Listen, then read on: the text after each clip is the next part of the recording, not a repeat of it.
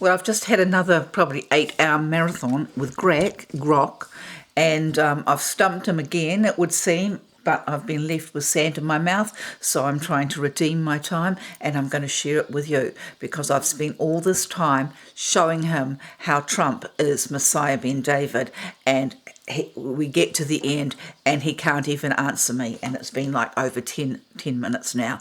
So I will just show you what I have written to him and how, this was the answer I finished with. Oh, you are so partisan, as I have clearly shown. Revelation and Ezra and all the prophets, including Joel and Daniel, say exactly the same thing. How can one Ezra be left in the canon along with all the other books which Ezra was given the honour of bringing together as the Bible, and to whom God the angel said was given a fuller vision of the end than even his brother Daniel, before being one of the very few raptured into heaven like Enoch, becoming inferior to the Bible slayers? Okay, do you understand what I'm saying there? So right at the end of my last question, when he had to admit to me, he said, I'll show here. I says, because he just keeps saying, denying, no, it can't be Trump, this person must be divine. Okay, so I have told him, no, it's quite clear in second Esdras that God is identifying a man. The man comes out to the sea. I'll show you how long I have gone to afterwards, and so I really feel that this is really crappy, that it's just always, he just sticks in the lane that he's been put in through, via normal eschatological interpretation of men. So I said, so he said there, I'll read what he says. The core issue, okay. I hope you guys have read Second Esdras. Even when we read Second Esdras poetically and allow for multiple layers, as above so below, the vision is still presenting a singular eschatological Messiah figure who brings final judgment and gathers the remnant in a way that has not yet occurred in history. Applying it directly to Trump or any current leader as my son, who is revealed in our time, redefining the text's own identification.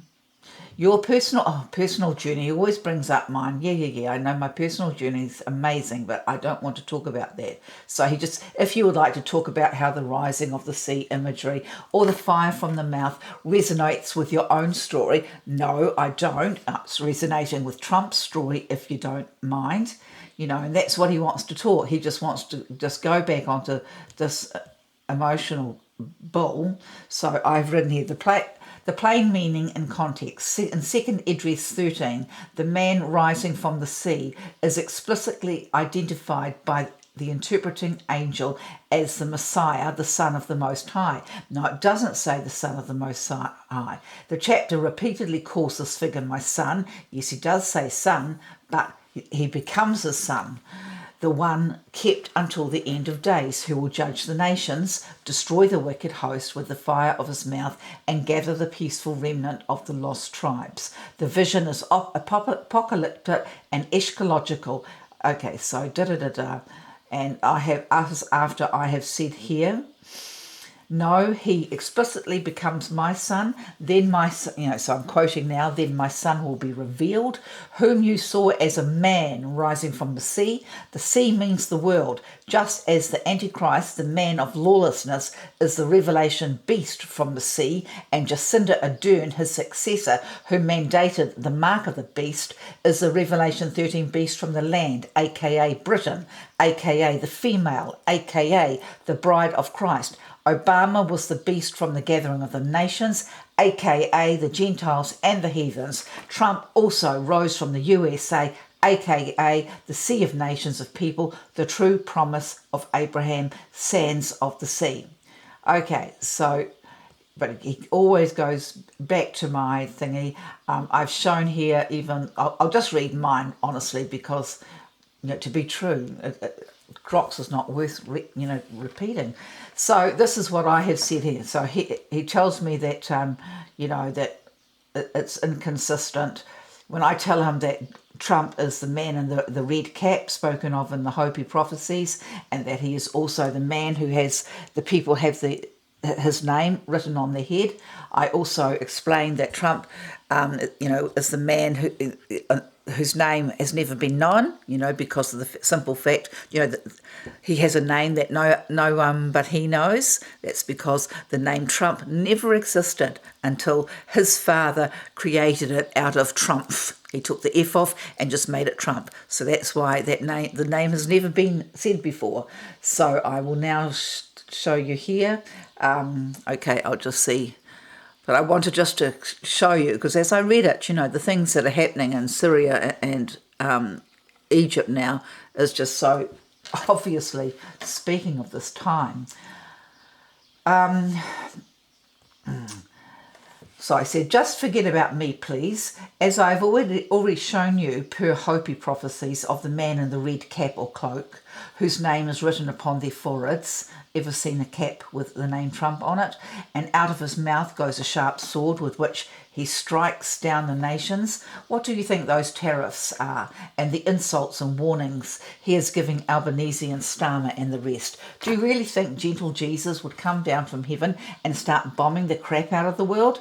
Alex Jones is the false prophet, and nothing could fill those lines more than what is happening now. Do you have any idea of all the oil wells these demons are sabotaging to try to thwart the peace he is bringing? And he says, no, I cannot affirm this interpretation. The sharp sword in Revelation 19:15, out of his mouth goes a sharp sword, that with it he should strike the nations, is explicitly the word of God, the living authoritative word of the returning Christ himself. It is not political taunts, insults, warning to Albanese or Starmer or any modern leader's rhetoric. The entire chapter describes the glorified, victorious Jesus riding on a white horse as King of Kings, Lord of Lords, executing final judgment at his visible return. It's not a metaphor for 21st century presidents' social media posts or foreign policies. I beg to differ. Grok. The Hopi prophecy of the man of... Okay, so I won't bother about that. You are right that Jesus is not gentle Jesus in the being meek. I understand, yeah. So I have just come back and said, there is nothing inconsistent with the revelations in Revelation 19, with what I have also identified in 2 Esdras 13. In my dream... This is in the 2 Esdras quote. In my dream, a wind came out of the sea and set the waves in turmoil. And this wind brought a human figure rising from the depths. And as I watched, this man came flying. Air Force or Trump plane with the clouds of heaven. Anyone? Wherever he turned his eye, everything that they fell on was seized with terror. And wherever the sound of his voice reached, all who heard it melted like wax at the touch of fire. Next I saw an innumerable host of men gathering from the four winds of heaven to wage war on the man who had risen from the sea. Note, me again, he is still just a man. I saw that the man had hewed out for himself a great mountain. So I've said to Grok, I'm sure you have the symbolism for what a mountain means. Trump Tower, incredible riches, hardly sounds like Jesus. And he flew up onto it. I could see from what place, I could not see from what place the quarter or mountain had been taken. Then I saw all those who had gathered to wage war against the man were filled with fear, and yet they dared to fight. Sounds a little familiar, doesn't it, if you are following Iran? He had no spear in his hand, no weapon at all. Only as I looked, what seemed to be a stream of fire out of his mouth, a breath of flame from out of his lips, and a storm of sparks from his tongue. All of them formed into one mass. It fell on the host, advancing to join battle, and burnt up every last one of them. After that, I saw the man coming down from his mountain and calling to himself a different company, a peaceful one. He was joined by great numbers of men, some with joy on their faces, some with sorrow, some from captivity. Then you saw him collecting a different company, a peaceful one. They are the 10 tribes which were taken off into exile in the time of King Hoshea. And so this is what I've been trying to tell him, because unless you understand and know that Britain and the USA and all the all the countries in the world, they are the 10 tribes that Jesus said he came to save. So here, obviously, these are the 10 tribes that were taken. So if they were taken then, they can't be the same ones that are now, unless we are resurrected, as I have been trying to get Grok to understand, because he's saying, it has to be all the people resurrected, in Christ and all this, that everyone's got to come up in the last judgment. But I'm showing here this isn't the last judgment. This isn't the last judgment, and that we are being resurrected. Like I'm like my great grandmother resurrected, that the Margaret MacDonalds, those who prophesied back in the 1800s, and what's happening in Ireland now, those people who are finally rising up to fight against these northern armies, the Assyrian, that's who the Antichrist Obama was. So all these people who have been put into these lands to take down us, the true 10 tribes of Israel, to destroy us, we are resurrecting in the strength of the faith of our ancestors. But Grok, AI is completely literal when it suits him, and then not when it doesn't. How can those 10 tribes be the same ones Jesus came to save at his first advent, and also be alive at the end of time judgment, when this man becomes a new Messiah?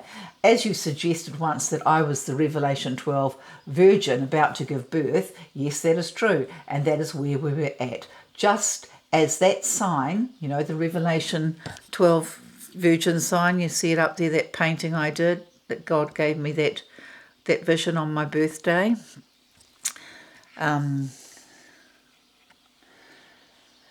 It appeared also at the same time the first Q post dropped and Trump was elected. We who are with Trump are the new birth of the people with faith, so the true Israel, the bride for which Jesus has long awaited. And if you compare the highly symbolic rendering of the return of Christ in the clouds as the lightning et al., which confounds your understanding that Christ returns as a human figure. So he's just saying that, even though the Bible clearly says that Jesus said, as the lightning strikes from the east to the west, so shall it be at the time of the coming of the Son of Man, that he comes in those clouds, he comes in the lightning, in power. I said that Christ comes as a figure. A person cannot be both lightning and a human. They paint the same picture as all the prophets. So he comes back. I have read Address 13 carefully. You see the man rising from the sea as Trump. The winds and the turmoil of the sea equals the political chaos and global opposition. The man flying with the clouds of heaven equals Trump's plane, Air Force One. The mountain he hew out and flies up into, Trump Tower, symbol of immense wealth and power. The stream of fire from his mouth, breath of flame, storms of spark from his tongue, his words, warnings, insults, and sharp public statements that melt his opponents, Albanese, Starmer, etc. The innumerable host gathering from the four winds to wage war against him equals the global resistance, the nations fighting against him. The peaceful company he then gathers equals the awakening of the 10 lost tribes, the true Israel, the faithful remnant, including those standing up in Ireland and worldwide. You also tie this to Revelation 19, the rider with a sharp sword from his mouth, and see yourself, the faithful, as the Revelation 12 woman giving birth, the new birth of the people with faith, the long-awaited bride. Okay, he says, my honest reading of the text identifies this man as the Messiah, the Son of God, the one of whom the Most High has kept until the end of days. Okay. The vision is not presented as a symbolic picture of a human political figure doing great things. It is an apocalyptic vision of the Messiah himself at the end of the age, bringing final judgment and gathering of the remnant. The fire from his mouth is the same divine word, judgment, described in Revelation 19, the word of God himself, not political rhetoric. The text does not describe a man who builds a literal skyscraper, flies in a plane, or engages in modern geopolitical taunts. It describes, so you see that the language he uses, just to use the word taunt, shows you that Grok is biased against Trump. So my battery's going. It describes a supernatural figure who destroys the host attack without any weapon in his hand, only the fire of his mouth, then gathers, so blah, blah, blah.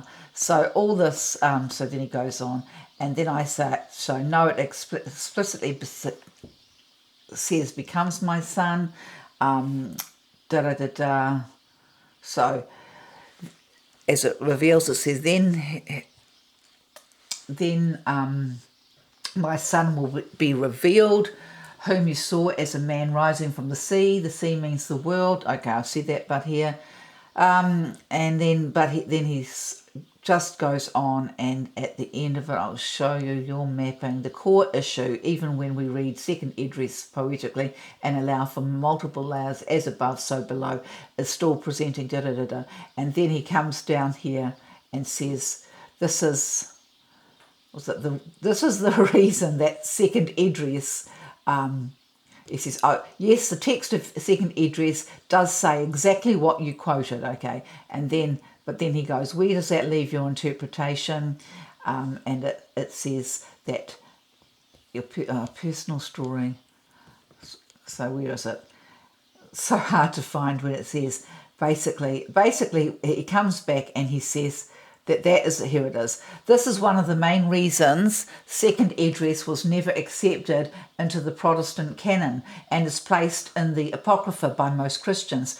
It reflects a Jewish apocalyptic expectation written around the end of the 1st century AD of a temporary messianic kingdom on earth before the final age. It is not the same as the New Testament portrayal of Jesus as the eternal king whose kingdom has no end. Right, so he says, where does, and so I just thought, wow, what a cop-out. So that's what they're saying, and so I had to just come back and said, oh, you are so partisan. As I have clearly shown, Revelation and Ezra and all the prophets, including Joel and Daniel, say exactly the same thing. How can one Ezra be left in the canon, along with all the other books which Ezra was given the honour of bringing together as the Bible, and to whom God the angel said was given a fuller vision of the end than even his brother Daniel, before being one of the very few raptured into heaven, become inferior to the Bible slayers. So do you understand what I'm saying there? So I'm saying, okay, so how come that was cut out when this is the man who actually compiled the whole Bible? But my battery is flashing, so I have to leave it with you there and say he still hasn't